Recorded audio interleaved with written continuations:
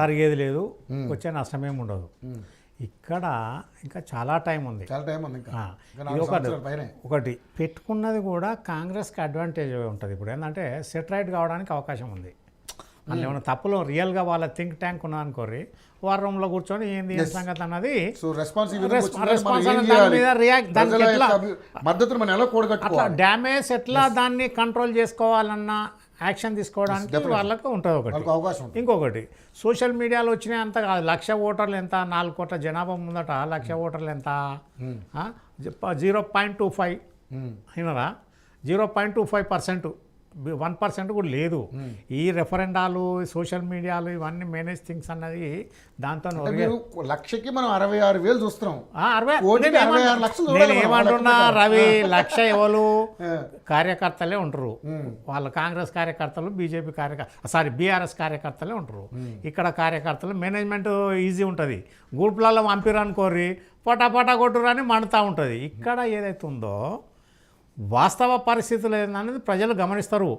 ఎంతసేపు నేనేం గతం నుంచి చెప్పుకొస్తున్నా, ఈ పొలిటికల్ ఏదైతే ఉందో ఓట్ బ్యాంక్ పాలిటిక్స్ అనేది మానుకోవాలి. ఇక్కడ నీకు కేవలం బెనిఫిషరీస్ ఆగమైపోతున్న పరిస్థితి. ఇక్కడ నేనేం చెప్పినా, ఓటింగ్ షేర్ల 39 కాంగ్రెస్, 37 బీఆర్ఎస్, 14 మన అసెంబ్లీలో బీజేపీ, 2% ఎంఐఎం, మిగతాది అదర్స్ వచ్చారు. ఇక్కడ 39-37 అంటే ఓన్లీ 2% డిఫరెన్స్నే రూలింగ్ తనుకపోయింది. ఆ 37% మంది ఎట్లుంటారు, 37% బెనిఫిషరీస్ ఎవరైతే ఉన్నారో వాళ్ళు బెనిఫిషరీసు వినరా, అడగోలు బెనిఫిట్ పొందిన వాళ్ళు, కార్యకర్తలు, రకరకాలు ఏదైతే ఉందో రాళ్ళు రప్పలకు కూడా రైతు బంధువులు తీసుకున్న వాళ్ళు, వ్యవసాయం చేయనోడు రైతు బంధువులు తీసుకున్న వాళ్ళు, ఇవన్నీ ఏదైతే ఉందో ఈ రకంగా సోషల్ బెనిఫిషియర్ ఏదైతే ఉందో సోషల్ సెక్యూరిటీస్ బెనిఫిట్ మీద ఇవాళ రేషన్ కార్డు చూసినాం, రేషన్ బియ్యం చూస్తున్నాం.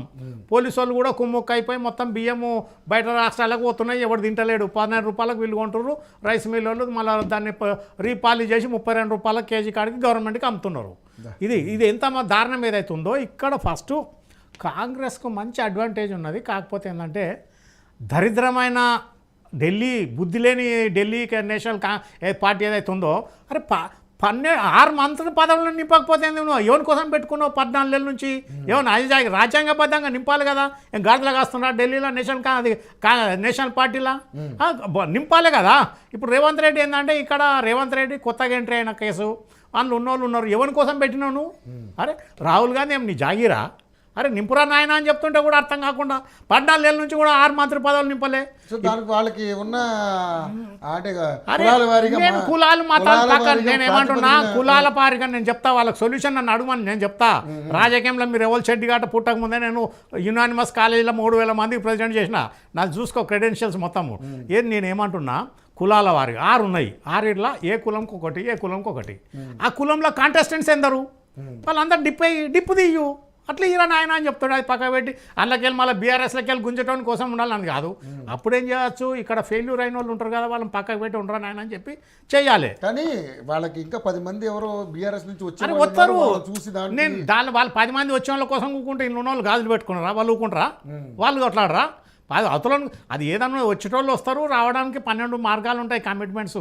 ఇవాళ ఎప్పుడు వెనకట వాయులాల గోపాలకృష్ణ సంచి పట్టుకొని చెప్పులు తొడుకొని వచ్చినట్లుగా ఎవరు కాదు కదా. ప్రతి ఒక్కరు దానికి ఈక్వేషన్స్ ఉన్నాయి, ఎట్లా రావాలని అట్లా ఉంటుంది రాజకీయంలో. ఇక్కడ అవన్నీ పక్కకు పెట్టేసి ఎంతసేపు ఈ సోషల్ మీడియాలో వీళ్ళన్న ఇట్లా వాళ్ళు అట్లా అన్నది ఇవన్నీ పెట్టుకున్నా పార్టీ కార్యకర్తలు కొట్లాడుకున్నదే. మామూలునికి ఎవరికి టైం ఉండదు, షార్ట్ మెమరీస్. ఇవాళ నిన్న ఏం తిన్నాము రాత్రి కూర తెలియదు, మొన్న ఏం తిన్నాము రాత్రి కూర తెలియదు, మొన్న ఏం డ్రెస్ వేసుకున్నాం తెలియదు, మర్చిపోతాం కదా. షార్ట్ మెమరీ ఉంటుంది. కాబట్టి దీంతో ఏదైతే ఉందో ఇప్పుడు కాంగ్రెస్కి అడ్వాంటేజ్ వీళ్ళు పెట్టిరంటే ఈ రకంగా అనేది వాళ్ళు పెట్టుకోవాలి. కాకపోతే ఏంటంటే కాంగ్రెస్లో ఐకమత్య లోపం ఎక్కువ ఉన్నది. విన్నారా, రీజనల్ పార్టీలో ఏదైతే ప్రాంతీయ పార్టీలనేమో మొత్తం total controlled by single head of the party. కాంగ్రెస్లో ఏంటంటే ఎవరికి వాళ్ళే అన్నట్టు మొత్తం లీడర్లు ఫుల్ ఇక ఎవరు ఈయన పరిస్థితుల్లో ఇష్టారాజ్యం మాట్లాడతారు. వాళ్ళకి స్వతంత్రం మీద ఎక్కువ, ఫ్రీడమ్ ఎక్కువ ఉన్నది. ఇప్పుడు బీజేపీలో ఏమన్నా మాట్లాడాలంటే వాళ్ళది ఇక్కడ బీజేపీ పార్టీ ఆఫీస్కి గైడ్లైన్స్ ప్రకారమే ఉంటారు. బీఆర్ఎస్ ఏమన్నది వాళ్ళది బీఆర్ఎస్ భవన్లోకి వెళ్ళి ఇచ్చిన గైడ్లైన్స్ ప్రకారం వాళ్ళు వస్తారు. ఇక్కడ కాంగ్రెస్లో ఏంటంటే ఎవరిని ఇష్టం ఉన్నది వాళ్ళు మాట్లాడతారు, ఫ్రీడమ్ ఎక్కువ ఉన్నది.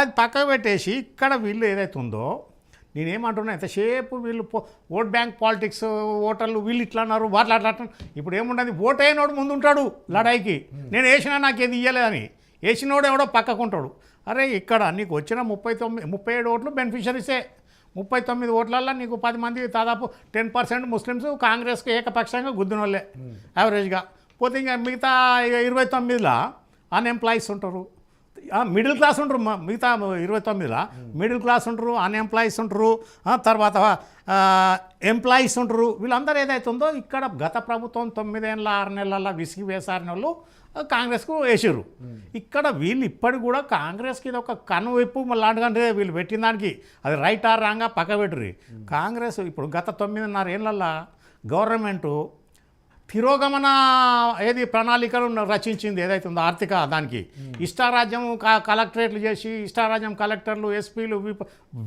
దుబారా ఖర్చులు ఆపుకోవడానికి ఉండాలి కదా ఇప్పుడు లైవ్ ఎగ్జాంపుల్ కళ్ళు తెరవాలే గవర్నమెంట్ ఎవడే కానీ ఒక 16 associate banks state bank associate banks state బ్యాంక్లో మెర్జ్ అయిపోయినాయి 4-5 నేషనల్ బ్యాంక్స్ సింగిల్ బ్యాంక్ అయింది యూనియన్ బ్యాంక్ ఆఫ్ ఇండియా తర్వాత ఇంకోటి ఏదో అయింది 3 బ్యాంకులు అన్నీ మెర్జ్ అయ్యి ఎందుకైనాయి ఆంధ్ర బ్యాంక్ అడ్రస్ లేకుండా పోయింది ఎస్బీఐ అడ్రస్ లేకుండా పోయింది ఎందుకంటే ఎప్పుడైతే వసతులు పెరిగినాయి ఏంది కమ్యూనికేషన్ పెరిగింది టెక్నాలజీ పెరిగింది స్పాన్ ఆఫ్ కంట్రోల్ అడ్మినిస్ట్రేషన్ ఈజీగా డిజిటల్కి వచ్చేసింది దా ప్రకారం చేయాలన్నారు నాయన అని చెప్పేసి వీళ్ళు కాంగ్రెస్ వచ్చినాక కూడా ఇప్పటికి కూడా ధరణి సెట్ కాలేదు విలేజ్ అడ్మినిస్ట్రేషన్ లేదు ఈ ట్వీట్ వల్ల వీళ్ళు వైఫల్యాలు బయటపడ్డట్టే కదా వైఫల్యమైనంత మాత్రం దేశం కొట్టుకపోయింది ఇంకా వాళ్ళకి 3-10 నెలలు ఉన్నది ఇప్పటికే ప్రజల అభిప్రాయం ఉందా అభిప్రాయం అన్న దాని మీద నేను ఏం చెప్తున్నా రవి ఇప్పుడు పేరు పోయినాక పేన మెతకపోయింది అన్నట్టు వాడు కుక్కను కదా మేకను కదా కుక్క అన్నట్టు పబ్లిక్ బసి మారేడుగా చూస్తా అంటే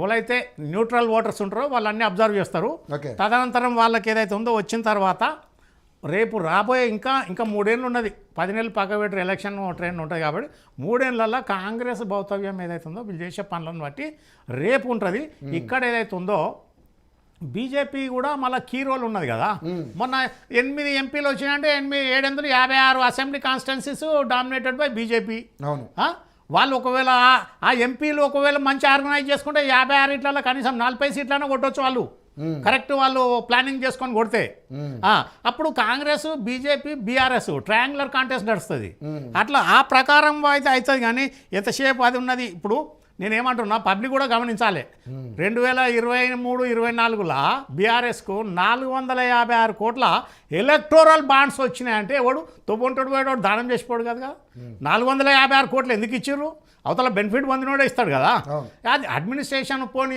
ఫామ్ హౌస్లో ఏదన్నా ఉండు కాకపోతే అడ్మినిస్ట్రేషన్ ఏదైతే ఉందో దాన్ని రీఆర్గనైజ్ చేయాలి స్ట్రీమ్లైన్ చేయాలి ఉండాలి నువ్వు రాళ్ళు రప్పలకు 22,000 కోట్లు దుబారా రైతు వ్యవసాయం చెయ్యనోనికి వ్యవసాయేతర భూములకు 22,000 కోట్లు పేమెంట్ అయినాయి ఆ రిపోర్ట్ ఉన్నప్పుడు దీని అడ్మినిస్ట్రేషన్ ఎట్లా అంటారు ఇప్పటి కూడా రూరల్ అడ్మినిస్ట్రేషన్ ఇప్పుడు విలేజ్ అడ్మినిస్ట్రేషన్ ఏదైతే ఉందో ఫౌండేషన్ ఆఫ్ ది స్టేట్ గ్రామ పరిపాలన అన్నది మొత్తం గ్రామంలో దాదాపు 12 మంది ఉంటారు వాళ్ళ మీద కంట్రోల్ కలెక్టర్స్ దాని మీద వాళ్ళు ఏమున్నారు ఇక్కడ ఏదైతే ఉందో మానిటరింగ్ ఇంపార్టెంట్ స్ట్రీమ్లైనింగ్ ఇంపార్టెంట్ డిపార్ట్మెంట్స్ నేను ఏమంటున్నా head of the departments for example education అది ఏది school education technical education intermediate education తర్వాత మెడికల్ ఎడ్యుకేషను డిగ్రీ ఏదైతే ఉందో ఇవన్నీ కాలేజెట్ ఎడ్యుకేషన్ ఇవన్నీ 5 ఎడ్యుకేషన్లకు 5 హెడ్స్ అవసరం లేదు కదా అరే టెక్నికల్ ఒకదానిలో పెట్టి ఇద్దరిని పెట్టాలి అది ఖర్చు ఎంత తప్పుతుంది మళ్ళీ బిల్డింగ్స్ అందరు అగాధం పెట్టేసి అగాధం కరెంట్ బిల్లు ఇన్ఛార్జీలు పెట్టి బత్తాలు దొప్పుడు అడిషనల్ ఏదైతే ఉందో అడిషనల్ అలవెన్స్ అన్నట్టు ఇన్ఛార్జ్ అలవెన్స్లు తీసుకుంటారు 5-6 నెలలు ఇవన్నీ పక్క పెట్టేసి అది పెట్టాలి ఇప్పుడు రేపు ఎమ్మెల్సీ ఎలక్షన్స్ వచ్చినప్పుడు దాంట్లో కూడా ఇది ఉంటుంది రేపు లోకల్ బాడీస్ వచ్చినాక కూడా ఇప్పుడు చూస్తున్నాము ఆల్రెడీ వీళ్ళు బీఆర్ఎస్కే గెలిచిన మేయర్కే ఇప్పుడు ఆమె గద్వాల విజయలక్ష్మికి నో కాన్ఫిడెన్స్ పెడదామన్న కాడికి వచ్చిన అయితే నేనేమంటున్నా వీళ్ళు ఏది పెట్టినా రీజనల్ పార్టీ గెలిచినా ఎవడు గెలిచినా ఏడ అధికారం ఉంటే ఆడ వాలడానికి జనాలు రెడీ ఉన్నారు నాయకులు కానీ అది ఇదివరకు 6 నెలల్లో చదివింటే ఈ వేరే దానికి ఏం కాదు అదేం కాదు నేనేమంటున్నా వాళ్ళ ఆ రకంగా లేరు అనుకున్న దాని మీద కాదు అది ఎందుకు అంటే సైలెంట్ ఓటర్స్ ఎవరైతే ఉన్నారో ఓకే. వాళ్ళు డిసైడింగ్ ఫ్యాక్టర్స్ ఉంటారు. వీళ్ళు ఎంతసేపు కార్యకర్తలు లీడర్లు జబ్బలు జరుచుకొని గొంతులు దించుకొని అరుచుకుంటే ఆ సైలెంట్ ఓటర్స్ ఎవరైతే ఉన్నారో వాళ్ళు డిసైడింగ్ ఫ్యాక్టర్ ఉంటారు. వాళ్ళు ఎక్కడ లోకల్ బాడీలో లోకల్ ఇన్ఫ్లుయెన్స్ ఉంటుంది. ఓకే. ఏ పార్టీకి వెళ్ళినా కానీ మంచి క్యాండిడేట్